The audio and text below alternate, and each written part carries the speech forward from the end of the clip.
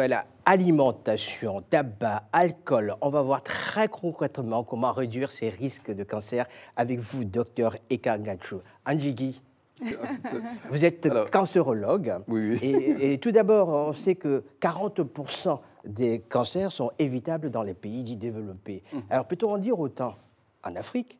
Et d'abord, qu'est-ce que ça veut dire un cancer évitable? Un cancer évitable, c'est un cancer qui peut être déclenché ou favorisé par certains facteurs de risque et surtout qui peuvent être soumis à des actions de prévention et de dépistage. En fait, c'est des cancers qui sont générés par la manière dont on vit, nos comportements qu'on peut modifier, qu'on peut changer, comme la nutrition, l'alcool. L'alimentation, le surpoids, la sédentarité. Il y a les gros facteurs de risque tabacodépendants. Pour les téléspectateurs, les cancers qui dépendent du tabac, ce sont les cancers du poumon, les cancers des voies aérodigestives du supérieur, les cancers de la vessie, et sont même souvent cités certains cancers du sein dans certaines publications. Il y a le gros cancer, le gros contingent des cancers qui dépendent de l'alcool, à savoir tous les cancers des voies aérodigestives du supérieur, tous les cancers de l'œsophage, de l'estomac, certains cancers gynécologie, et puis on ne va pas oublier les hépatocarcinomes, puisque l'alcool induit la cirrhose, puis les cancers du foie. Il y a les gros cancers liés à les cancers dits hormonodépendants, d'où liés au surpoids et à l'obésité. Ce sont l'endomètre, la prostate, le pancréas et souvent aussi des cancers du sein.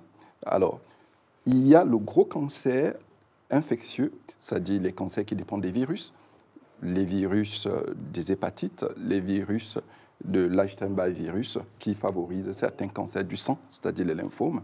Et puis, n'oublions pas le VIH, l'herpès, enfin surtout le VIH, dans sa phase immunosuppressive, qui peuvent favoriser certains cancers du sein comme des lymphomes. Ou le Kaposi, etc. Voilà. Alors, il faut quand même préciser que si nous parlons de ça, ce n'est pas pour culpabiliser les malades, mais parce que pour prévenir les maladies, il faut en connaître les causes. Chacun peut décider de faire aussi un peu d'activité physique chaque jour pour l'alimentation. Quand on a aussi un peu le choix, on évite de se tourner vers les aliments industrialisés. On sait qu'en Afrique, on mange quand même un peu beaucoup bio, plutôt sain. Et il faut aussi consommer des fruits, des légumes. Et que si on a un problème avec le tabac ou l'alcool, on peut se faire aider. Absolument. Pour le tabac, on peut se faire aider. Pas des spécialistes du tabac, souvent même pas des psychiatres. Il en est de même pour l'alcool, parce qu'il y a des centres de sevrage et dédiés à cela. Vous avez bien souligné l'importance de la prise en charge des facteurs de risque. Le tabagisme en premier, qui est le premier facteur de risque évitable, et qui rapporte de l'argent en plus, parce que c'est de l'argent qu'on ne pense pas pour fumer, qu'on peut utiliser pour faire autre chose. Absolument. Et donc là, c'est de la prévention. Mais il y a aussi des consultations qui sont dédiées, qui permettent de faire des dépistages précoces. Pour nos téléspectateurs, alors qu'est-ce que vous pouvez conseiller? Qu'est-ce que ça veut dire? Vous pouvez leur dire pour pouvoir les inciter à aller voir dans des médecins pour se faire dépister? Alors, 3 types de cancers sont donc indiqués. En général, je parle d'en général. C'est le sein, c'est les cancers colorectaux, et puis le cancer du col de l'utérus. Alors, les cancers du sein, il y a l'intérêt d'aller voir son gynécologue, parce que entre 50 et 74 ans, tous les 2 ans, on pourrait faire une mammographie. Voilà, ça c'est vraiment encouragé. C'est des sujets sur lesquels on est souvent revenu, et en particulier le cancer du sein qui a une particularité chez les femmes noires et chez les africaines. D'où la nécessité de faire un dépistage beaucoup plus précoce dans la vie.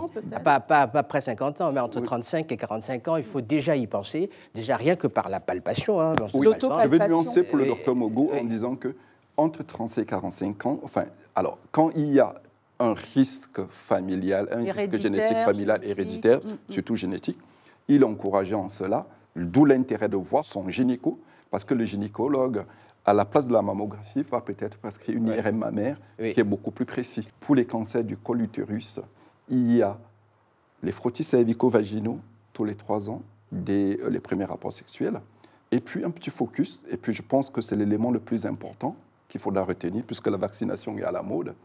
La vaccination contre le cancer du col utérus, très important, pour nos jeunes adolescentes entre 14 et 23 ans, dès les premiers rapports sexuels ou au plus tard l'année qui suivra. C'est très important.